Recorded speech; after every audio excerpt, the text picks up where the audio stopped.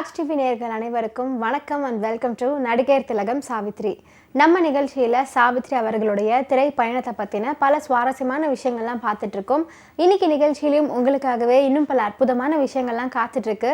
வாங்க நம்ம நிகழ்ச்சிக்குள்ளே போகலாம்.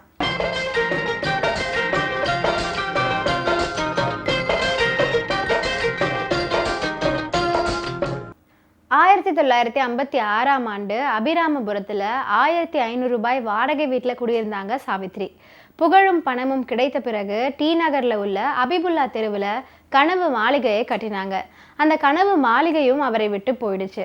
சோதனையான காலகட்டத்தின் உச்சத்தில் அபிபுல்லா வீட்டை காலி செய்துவிட்டு அதன் அருகிலேயே இருந்த தன்னுடைய சிறிய வீட்டிற்கு குடியேறினார் சாவித்ரி. பெரிய வீட்டில் இருந்த விலை உயர்ந்த பொருள்களை எல்லாம் ஜெமினி கணேசனின் நுங்கம்பாக்கம் வீட்டிற்கு அனுப்பி வச்சாங்க. சாவித்ரி குடியேறிய வீட்டின் ஜன்னலை திறந்தா அவர் வசித்த மாளிகை தெரியுமா? அவுரங்கசீப் தன் தந்தை ஷாஜஹானை வீட்டு காவலில் வைத்த போது அங்கிருந்து தான் கட்டிய தாஜ்மஹாலை பார்த்து கொண்டிருப்பாராம் ஷாஜஹான். அதுபோல ஜன்னல் வழியாக தன்னுடைய கனவு மாளிகையை வெகுநேரம் பார்ப்பாராம் சாவித்ரி. 1970ஆம் ஆண்டுகளில் இறுதியில் உடல்நிலை சரியில்லாமல் அடிக்கடி மருத்துவமனைக்கு சென்று பரிசோதனை செய்து கொண்டிருந்தார் சாவித்ரி. அந்த நேரம் மிக பிரபலமான பட தயாரிப்பாளராக இருந்த ஒருவருக்கு பண உதவி கேட்டு 2-3 முறை ஃபோன் செய்தார் சாவித்ரி. அவருடைய உதவியாளர் தான் தொலைபேசியை எடுத்து பேசியிருக்காரு. அவரிடம், எனக்கு தற்போது 10,000 ரூபாய் பணம் வேண்டும், மருத்துவ செலவுக்கு தான் நான் கேட்கிறேன், மறக்காம உங்களுடைய பாஸ் வந்தா சொல்லுங்க அப்படின்னு சொல்லியிருக்காங்க. 2-3 நாள் கழிச்சும் அவரிடமிருந்து பணமோ எந்த விதமான பதிலோ வரல. அப்போது ஏவிஎம் ஸ்டுடியோவில் நடித்து கொண்டிருந்த சாவித்ரி இது பற்றி உடன் நடிக்கும் நடிகை சுஜாதாவிடம் சொல்லியிருக்காங்க. இந்த பாரு சுஜாதா, 1955ஆம் ஆண்டுகளில் இந்த தயாரிப்பாளர் என்னுடைய வீட்டுக்கு வருவார், டிரைவர் இல்லைன்னா அவரே என்னுடைய காரையோ தனது கணவர் காரையோ எடுத்து ஓட்டுவார். எங்கள் இருவருக்கும் ஒரு குடும்ப நண்பராக இருந்தார். 1965ஆம் ஆண்டில் நான் பட தயாரிப்பாளராக ஆசைப்பட்டேன். எனக்கு கொஞ்சம் பண உதவி செய்யுங்கள் என்று கேட்டதுனால 50,000 கொடுத்து உதவினேன். ஆனால் இன்னைக்கு நான் அவரிடம் 10,000 ரூபாய் தான் கேட்கிறேன், அதுவும் மருத்துவ செலவுக்கு என்று ஃபோன் செய்தும் அவரிடம் இருந்து எந்த பதிலுமே வரலை என்று கூறி கண் கலங்கியிருக்காங்க சாவித்ரி. நடிகை சுஜாதா அந்த தயாரிப்பாளரை சந்தித்து நடந்த விஷயத்தை கூறியும் எனக்கு எந்த செய்தியும் வரவில்லை என்று சொன்னவுடன் உதவி செய்வதற்கான அறிகுறியும் தெரியாததுனால சுஜாதா திரும்பி வந்துட்டாங்க. பிறகு சோபன் பாபு உள்ளிட்ட நடிகர்கள் அவருக்கு உதவி செஞ்சிருக்காங்க. இத்தனைக்கும் அந்த தயாரிப்பாளர் நல்ல செல்வாக்கு உள்ளவர் தான். தன் படத்தில் நடிப்பவர்களுக்கு முறையாக பணம் கொடுப்பாரு, எல்லாரையும் நன்றாக கவனிப்பாரு, பலருக்கு உதவி செஞ்சிருக்காரு. ஆனால் சாவித்ரி விஷயத்தில் ஏன் இப்படி பண்ணாரு அப்படிங்கிறது புரியலை. யோசனை சொல்வதற்கு 1000 பேர் வருவாங்க, ஆனால் உதவி செய்வதற்கு ஒருவர் கூட முன் வரமாட்டாங்க. இதுதான் மனிதர்களின் உண்மையான முகம் என்று சாவித்ரி பதிவு பண்ணியிருக்காங்க.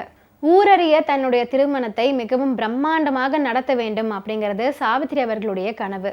ஆனால் அவருடைய திருமணமோ மிகவும் ரகசியமாகவே நடந்துச்சு. தன்னுடைய வாழ்க்கை சீக்கிரமாக முடிந்துடும் அப்படின்னு அவர் எண்ணினாரோ இல்லையோ, எனவே தன்னுடைய மகளுக்கு 16 வயதிலேயே திருமணம் முடிச்சிட்டாங்க. மகளின் 5 வயதிலிருந்து சீர் சேர்த்திருக்காங்க சாவித்ரி. மகளின் திருமணத்தையாவது பிரம்மாண்டமாக நடத்த வேண்டும் அப்படின்னு நினைச்சாங்க சாவித்ரி. ஆனால் அவர் நினைத்தபடி நடக்க முடியல. மணமகன் கையில் பெண்ணை தாரை வார்த்து கொடுக்கும் நிகழ்ச்சியில் சாவித்ரியோடு ஜெமினி இருக்க வேண்டிய இடத்துல ஜெமினியின் முதல் மனைவியான பாப்ஜி தான் இருந்தாங்க. அந்த சமயம் ஜெமினி வெளிநாட்டில் இருந்திருக்காரு. இப்படிப்பட்ட சூழ்நிலையில் தென்னிந்திய நடிகர் சங்கம் சாவித்ரிக்கு கலை செல்வம் விருது கொடுத்து சிறப்பிக்க நினச்சாங்க. அந்த விழாவுக்கு சாவித்ரி வரமாட்டார் அப்படின்னு தான் எல்லாரும் நினச்சிருக்காங்க. ஆனால் சாவித்ரி வந்தாங்க. சாவித்ரியை பேச சொன்னாங்களாம்.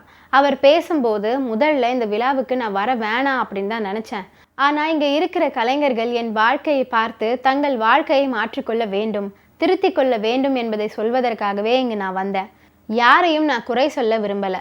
இன்று நான் அடைந்திருக்கும் நஷ்டத்திற்கும் பட்ட கஷ்டங்களுக்கும் நானே தான் காரணம். என்னை போல யாரும் வாழ ஆசைப்படாதீங்க, குறிப்பாக வாழாதீங்க. இந்த உலகத்தில் யாரையும் எளிதில் நம்பி விடாதீர்கள். நம்புவதற்கு முன் பல முறை யோசனை செய்யுங்கள். வேறு ஏதும் நான் சொல்ல விரும்பவில்லை என்று சொன்னாராம் சாவித்ரி. 1959ஆம் ஆண்டு போல கைராசி படப்பிடிப்பில் சரோஜா தேவியோடு முரண்பட்டு சண்டைக்கு போன சாவித்ரிக்கு கடைசியாக உதவி செய்தவரே சரோஜா தேவி தான். நடிகை ஜமுனாவும் நிறைய உதவிகளை செஞ்சிருக்காங்க. சரோஜாதேவி எடுத்துக்கொண்ட முயற்சியால் சாவித்ரி தனி விமானத்தில் சென்னைக்கு கொண்டு வரப்பட்டாங்க. வீடு, மருத்துவமனை என மாறி மாறி தங்கி சிகிச்சை பெற்றார். இருப்பினும் 1981 டிசம்பர் 26 மரணமடைந்தார் சாவித்ரி. இன்னைக்கு நடிகர் திலகம் சாவித்ரி நிகழ்ச்சியில் பல சுவாரஸ்யமான விஷயங்கள்லாம் நான் சொன்னேன்.